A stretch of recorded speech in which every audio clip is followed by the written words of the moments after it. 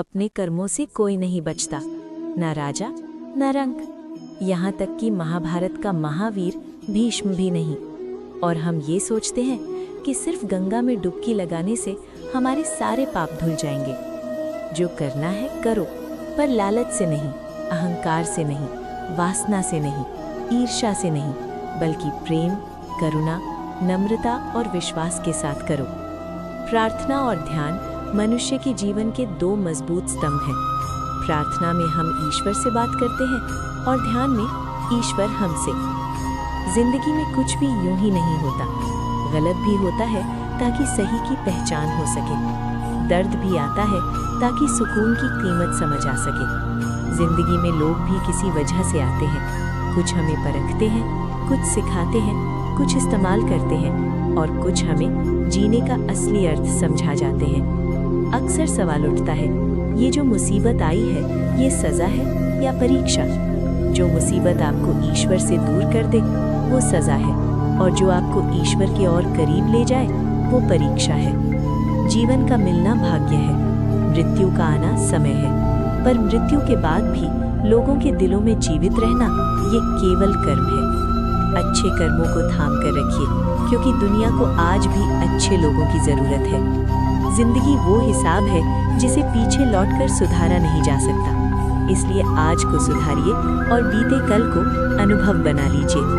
अगर खुद को बदलने की ताकत नहीं तो भाग्य और भगवान को दोष देने का कोई अधिकार नहीं। जब परमात्मा आपसे प्रेम करता है तो वो वही करता है जो आपके लिए सबसे अच्छा होता है, और उन लोगों को आपकी जिंदगी से दूर कर देता है जो आपके लिए सही नहीं होते। ईश्वर जिनको विशेष बनाना चाहता है अक्सर कठिन रास्तों से गुजारता है। अगर आपके जीवन में भी परीक्षाओं की बारिश हो रही है तो समझ लीजिए ईश्वर आपको बहुत ऊंचाई तक ले जाना चाहता है। धैर्य रखिए, क्योंकि बिना कारण की खुशी इस बात का संकेत होती है कि कहीं कोई आपके लिए दुआ कर रहा है। अगर कोई आपका बुरा चाहता है तो वो उसके कर्मों में लिखा जाएगा। हम क्यों किसी का बुरा सोचकर अपना वक्त और अपना कर्म दोनों खराब करें?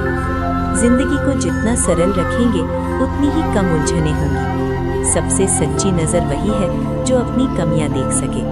हर दिन नींद खुलती है, पर भीतर की आंख कभी कभी ही खुलती है। अपने अंदर के बच्चे को हमेशा जिंदा रखिए। हद से ज़्यादा समझदारी जिंदगी को बेरंग बना देती है। पैसे से सुविधाएं मिलती हैं, पर आनंद सिर्फ सही मानसिक स्थिति से मिलता है। जो समस्याएं हमारे पास नहीं है उनके लिए ईश्वर का धन्यवाद करना सीखिए। अपनी अंतरात्मा को कभी मत बेचिए। यही वो चीज़ है जो आप इस दुनिया में लाए थे और यही लेकर जाएंगे। अगर कोई बदल जाए तो दुखी मत होना, बदलाव ही प्रकृति का सबसे बड़ा नियम है। जब कुछ समझ न आए तो सब कुछ ईश्वर पर छोड़ दो, वो जानता है आपको क्या चाहिए, आपसे बेहतर। बुरे समय में ये मत सोचो कौन साथ देगा, ये सोचो कौन साथ छोड़ देगा। ऊपर वाला देकर भी आजमाता है और लेकर भी, इसलिए हर हाल में शुक्रिया अदा करना सीखो। व्यक्ति बनकर नहीं, व्यक्तित्व बनकर जियो, क्योंकि व्यक्ति मर जाता है पर व्यक्तित्व यादों में जिंदा रहता है। गलती के वक्त इंसान हर दिशा देखता है, बस अपने भीतर नहीं। कम कृपा वालों को देखकर शुक्रगुजार बनो और ज्यादा दुख वालों को देखकर सब्र करना सीखो। जिंदगी सिर्फ इम्तिहान है, कहीं सब्र का तो कहीं शुक्र का।